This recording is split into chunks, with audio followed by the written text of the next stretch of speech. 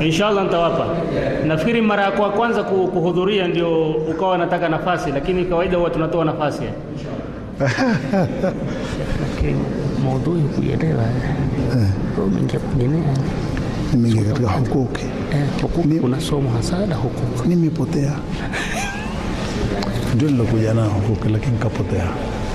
Sasa utaibambanya. Nimekumbushwa kwamba maudhui ilikuwa ni adabu katika ndoa, na hizi hukuk, hizi haki za huyu kwa huyu na huyu kwa huyu ndio adabu katika ndoa. Lakini kwa sababu nimeshuka tu na haki za upande mmoja, nimeonekana kama nimeacha darasa ya adabu za ndoa, nimekuja katika haki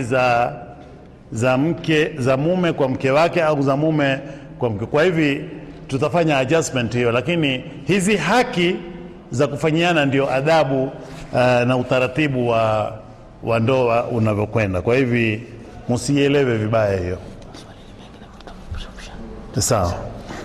Swali la kwanza ninauliza, vipi usaidizi kutoka kwa mke ukiwa uko broke, especially ikiwa unatimiza majukumu yote mengine? Atakiwa akusaidie sana tena kwa hiari yake mwenyewe. Sio akaunti yako una ngapi wewe? Weka ngapi?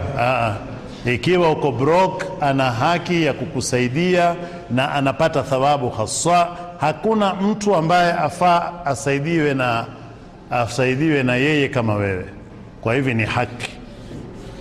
Swali la pili anauliza, tutazungumza vipi na wake zetu ikiwa lugha zao zimepita mipaka, matusi mengi? Ikiwa matusi ni mengi, tusiangalie matusi, tuangalie anayetusiwa amefanya nini. Itakuwa ni vizuri zaidi. Hatuwezi kuyahukumu, hawezi tu kuingia ndani ya nyumba akapasuka na matusi. Tumwangalie anayetusiwa nini amefanya. Nafikiri tutakuwa equal, hapo tutakwenda vizuri. Naam. Swali lingine nasema, je, mwanamke akigundua kwamba mume wake kazi yake ni kumsema sema, yani hajui kufanya mapenzi mwanzo, mara hajui kupika, mara ati ako na maudhi mengi nyumbani, kwa mfano matusi kibao na kadhalika, anafaa afanye nini, au huyu mwanamke achukue hatua gani? Rudi kwa shosho kakae. Kwa sababu Mtume sallallahu alayhi wa alihi wasallam amesema, ikiwa mume hana dini na tabia nzuri, huwezi toboa. Huwezi. Akiwa uliofanya na unayofanya yeye ni matusi tu, ina maana pengine ni anafanya analoliamini. Yeye aamini kwamba mke wa kutukanwa, huwezi toboa. Sawa? Tuweza kusema ziko dawa za kutietia viraka, mlete afanywe counseling na nini, lakini mara nyingi si rahisi. Kwa sababu mtu aweza kustahimili kila jambo kuliko kugusiwa mkewe. Mtu aweza kupigana na yeye, bwana mke wangu wewe nipiga mimi, lakini mtu amwambia mamake, mtukana mimi usimtukane mke wangu, mtukana mimi usimtukane wife wangu. Ikiwa nilikukosea nikosea mimi, ni hivi. Lakini ukiona aanza yeye kumtukana mke wake, ni yale tuliyosema. Mtume asema ambaye hamuheshimu mtoto wa kike ni mtu laim, ni mtu falafala hivi. Hawezi toboa. Swali lingine anasema, Allah subhanahu wa ta'ala katika Qur'ani anasema, hunna libasun lakum wa antum libasun lahunna. Sasa tunataka kubainishiwa kuhusu aya hii tukufu. Aya hii imekuja kwamba wewe na mkeo ni kama nguo moja. Manake libas ni kitu unachokivaa. Ni kwamba wewe na mke wako, wao ni nguo zenu na nyinyi ni nguo kwao. Muwe kitu kimoja na uifanye nguo ipendeze na kiwiliwili. Usiwe mchafu, usiwe balaa, usiwe. Mimi naona siku hizi kuna hii, Mtume asema ningekuwa sidhiki, ningewaambia Waislamu wapige mswaki mara 5 kwa siku. Dunia imeambia hapana, tia bikiji mdomoni. Kwa hivi bidii ya Mtume ni kwamba, bidii ya Uislamu ni kwamba muwe ni watu wa kuwafikiana, muwe nguo moja, muwe. Kwa hivyo na desturi, mtafute desturi ambazo ni kama nguo yako, hamgombani. Tuelewana? iko hivyo. Hiyo ni darasa nzima peke yake nafikiri, lakini kwa ufupi ninachoweza kusema kwa sasa ni hivyo. Swali lingine anasema, can a lady propose? Why not? Yes. Kwa nini? Nani anamzuia? Haweza.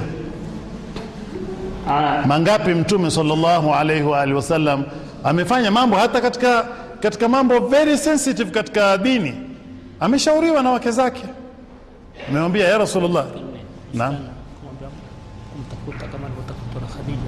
Naam, nasema ndani ya ndoa waweza kuwa na fikra zako, na kwa kutaka kwa mtoto wa kike kuona kwamba aweza kuposa, mtoto wa kike yuwaposa. Yes, wengi wameposa katika masahaba, wengi wameposwa na wake zao, na wala si aibu. Usimpose ukaanza kubeba ma Valentine roses kupeleka. Posa kwa kisharia, mwambie brother yako, mwambie kolegi wako, mwambie fulani, mimi mwambie aje nipose, nampenda. Hakuna ubaya. Mtume asema ukimpenda mtu mwambie. Mnyamaza kimya. waweza kupropose. Swali lingine nauliza muulizaji ya kwamba ni mahali gani ambao tunaweza kuwapata masista wazuri. Sasa huyu sister si yuko nyumbani, sister au sister gani tena? Sister of muoe. Sheikh. Akishakuwa ni sister si yuko nyumbani? Au ni sister mwingine? Au ni sister tu kwa imani? Labda. Ukitaka kujua pahali gani utapata sister wazuri, tafuta penye brothers wazuri. Si kutafuta sisters wazuri. Kwani brothers wazuri wapatikana wapi? Brothers wazuri wapatikana wapi? Mitani hii tu. Walmu'minuna walmu'minati ba'dhum awliya'u ba'd. Wamo humo. Sisters wazuri wamo humo kama ambao brothers wazuri wanapatikana mitaani pia. Hatuwezi kuambia nenda France katafute sisters wazuri, they are just around. Naam. Swali lingine nasema, je, naweza kubakia single ikiwa sijampata huyu sister ambaye atanipendezesha mimi ni muoe? Kwa nini usimpate? Hawapatikani. Unless wataka mtoto wa Aga Khan maybe. Lakini ikiwa wataka wako, yategemea sifa zako unazotaka. Ikiwa wanawake wa Kiislamu mashallah sasa hivi kwa kweli pamoja na balaa zilizoko, lakini rekodi za wasichana wa Kiislamu ambao wanaweza kumaintain nikaha hivi sasa hivi namba ni kubwa kuliko katika nyakati nyingine zilizotokea. Balaa mpaka sasa hivi kubwa ni waume. Rekodi iliyoko sasa hivi balaa kubwa ni waume. Wamejaribu watoto wa kike sana, wameshika dini, wako tayari kupatana, kusikizana na kadhalika, lakini shida ni masimba. Ndio hii swali lingine la simba. Sasa Sheikh, mimi nina mume lakini sasa naanza kufikiria niliolewa na Muhammad Ali Clay bila kujua. Sababu ni kwamba mume wangu yuanipiga vibaya sana. Last month alinikata kwa kisu mgongoni, nikalala hospitali na sasa nimetoka. Hata makosa madogo kufikiria pia yuanipiga.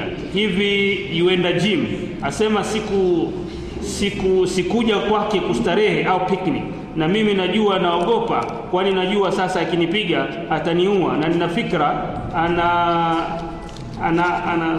aniache, lakini akijua nafikiri shafika kwa kadri nitakuwa maiti. Akijua kwamba amekuja kuyatoboa haya, akifika nyumbani atakuwa maiti. Sasa mami, pole sana, chukua P3 hata kama ni kwa siri, muone kadhi.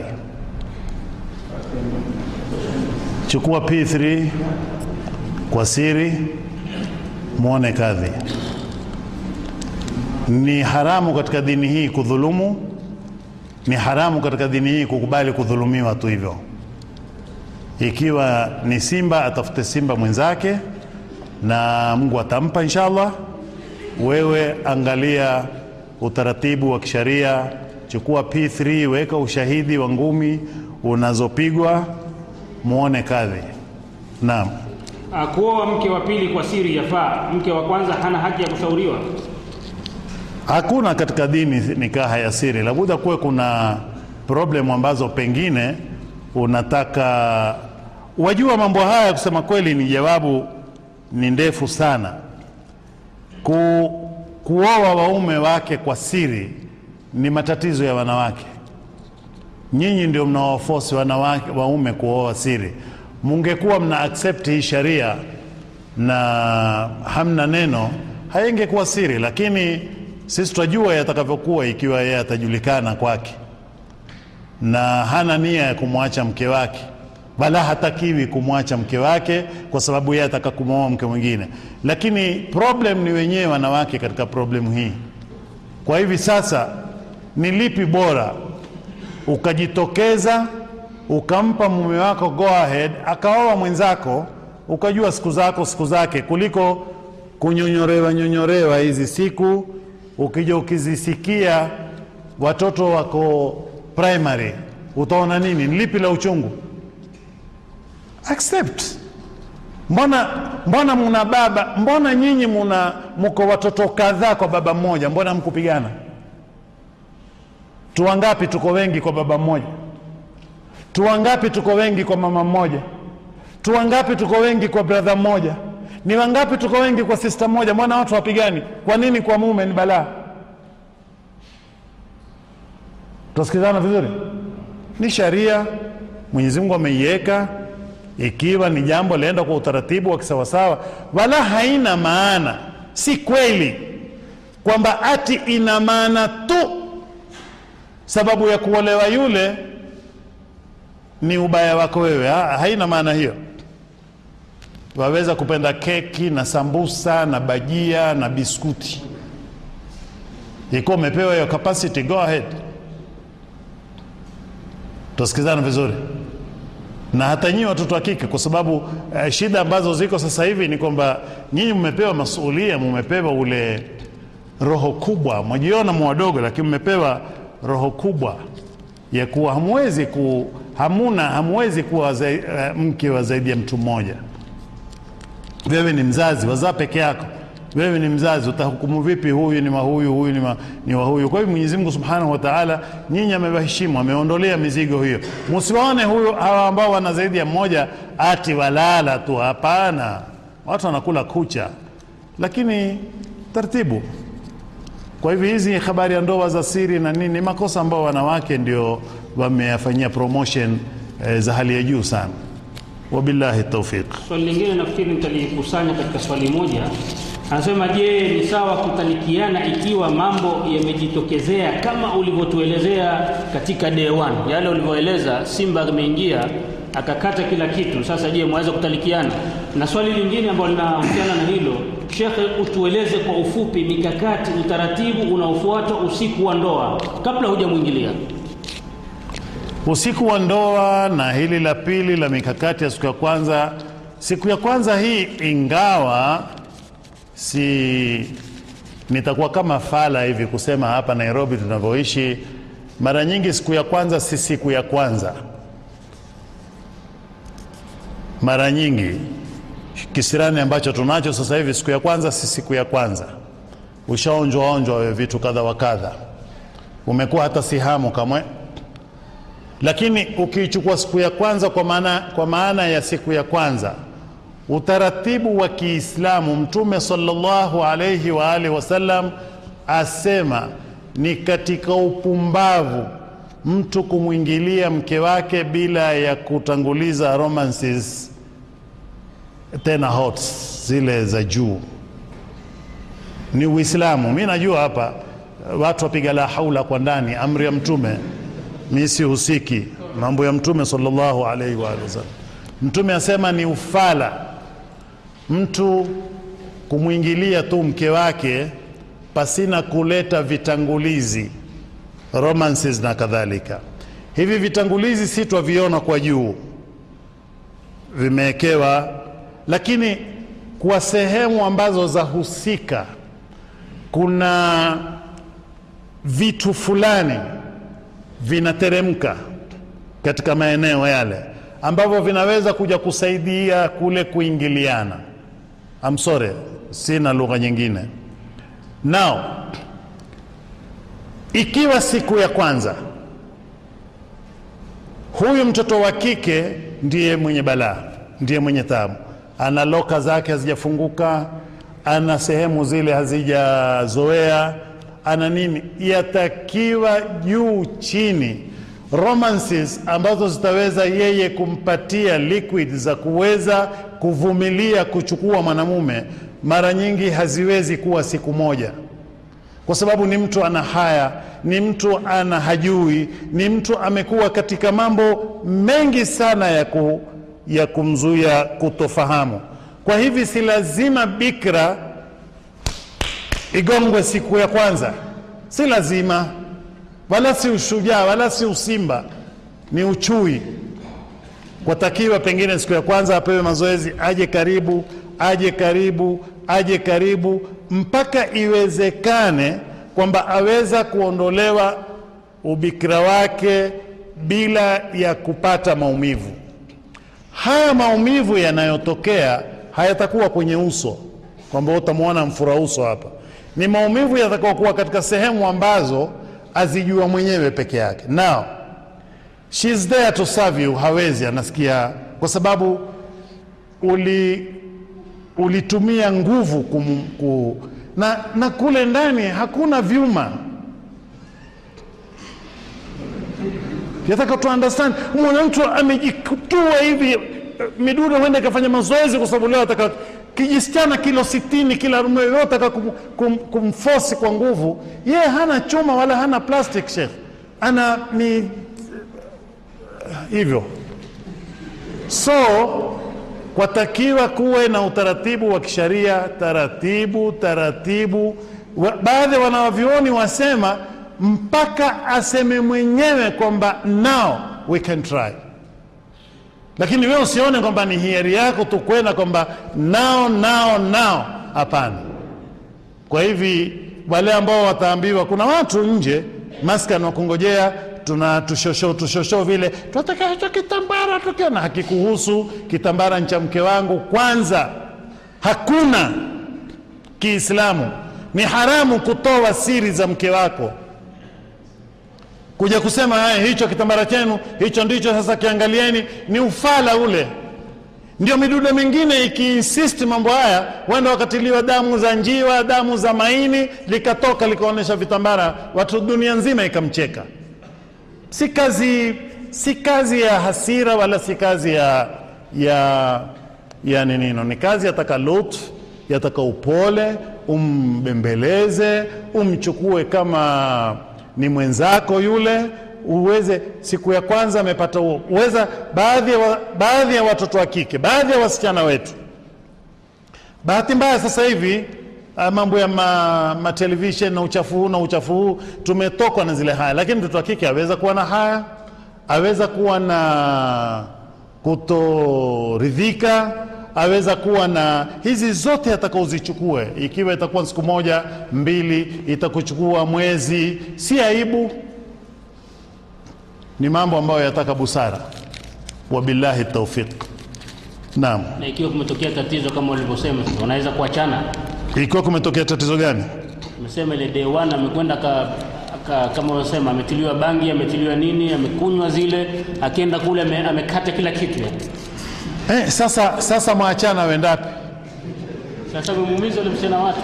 Ndio umeumizwa, na ndio kila atakaye kuingilia atakuumiza. Sasa watoka wendapi? Si afadhali baki na huyu aliyekuumiza mwanzo.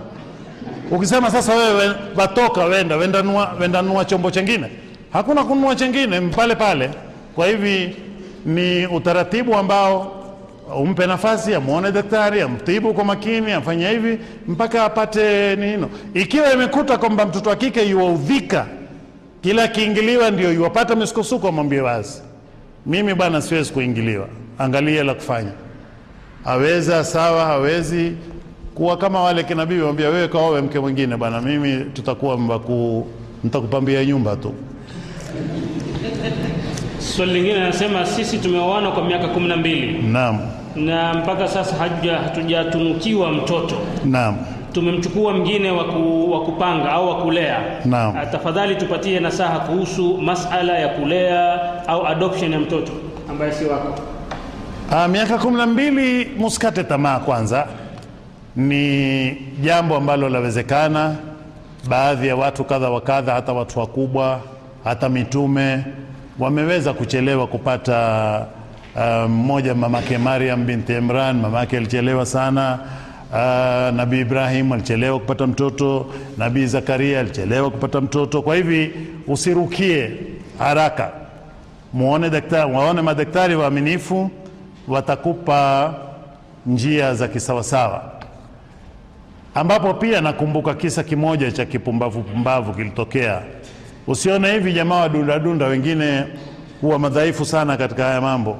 Mtu amemuoa mke, amekaa mwaka mmoja hapati mtoto, mwaka mzima ukangia na mwaka wa pili hapati mtoto, akaamua basi sasa tutakwenda kumuona kwa daktari, tutakwenda kumuona daktari. Huyu daktari nakumbuka alikuwa ni rafiki yangu, alinipa hiyo nsiri ya watu na wapa itawasaidia.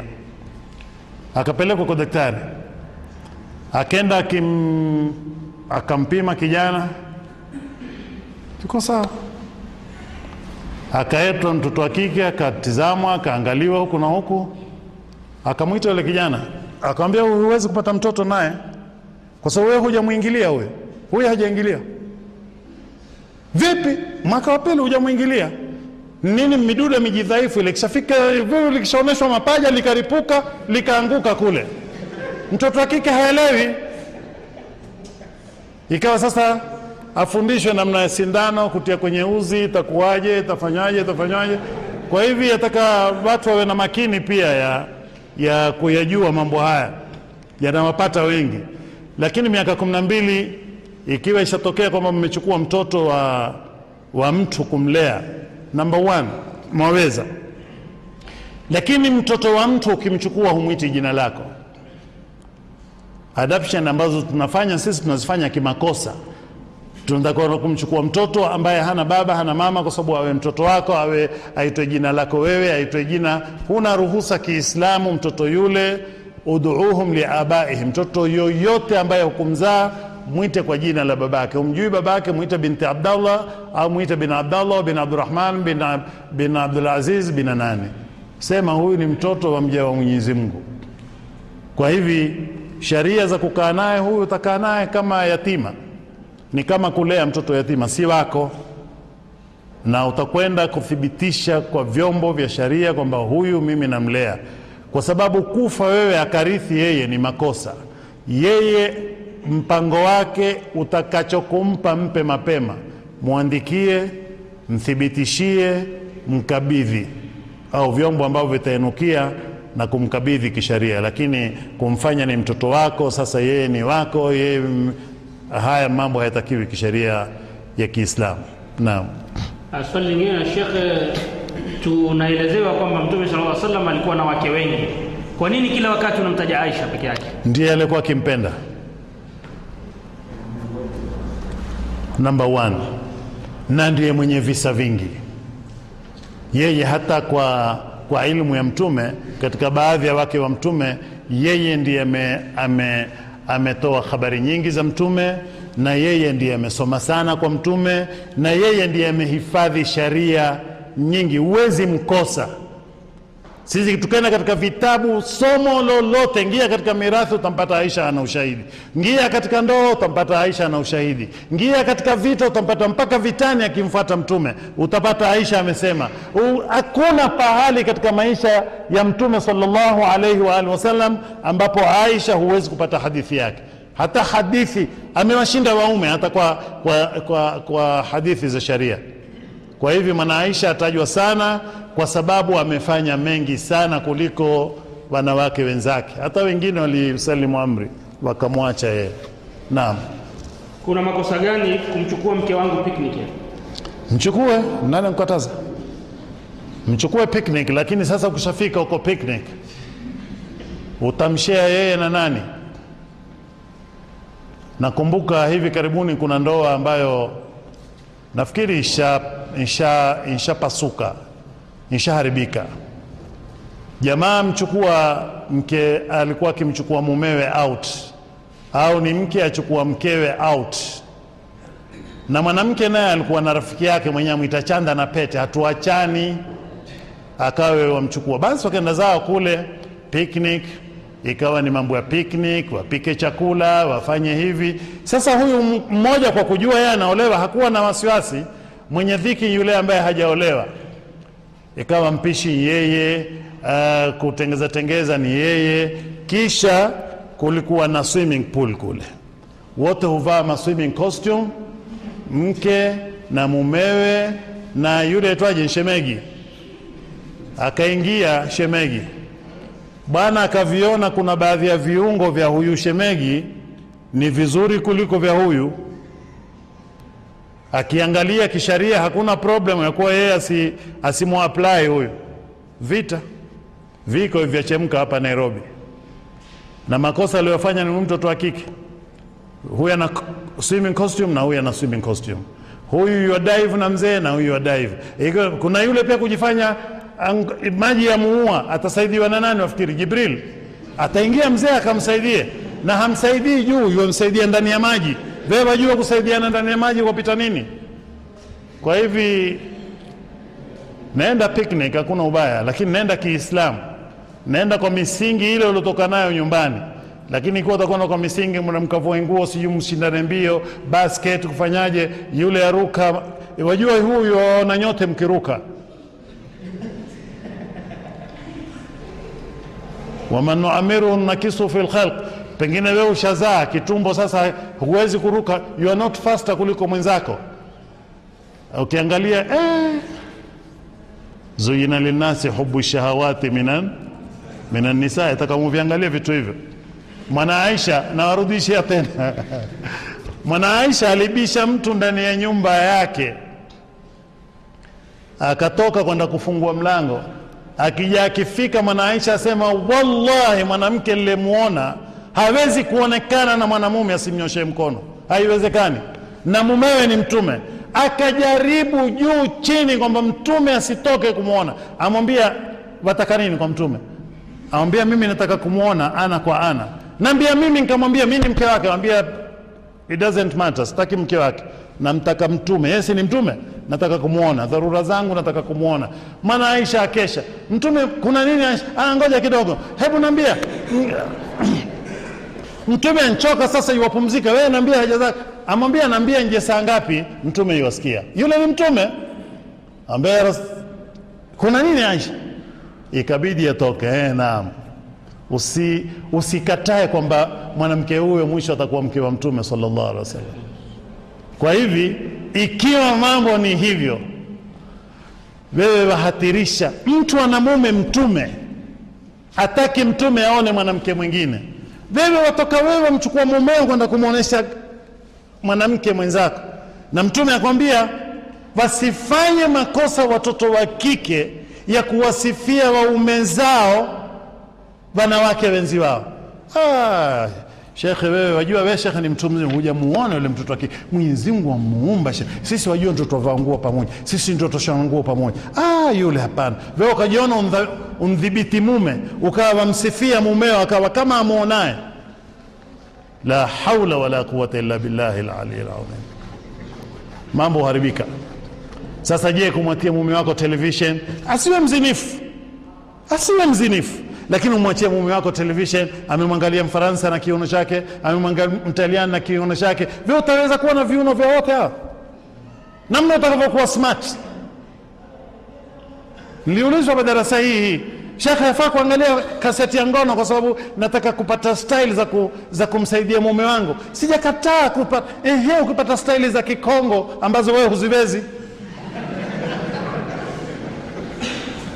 Ukimpata mume wako katika wale ambao wako katika kazi zile, amepewa dawa. Juzi tumesikia hapa Nairobi, ilikuwa hapa Nairobi, mtu amekwenda chezea dawa, amesimama 24 hours.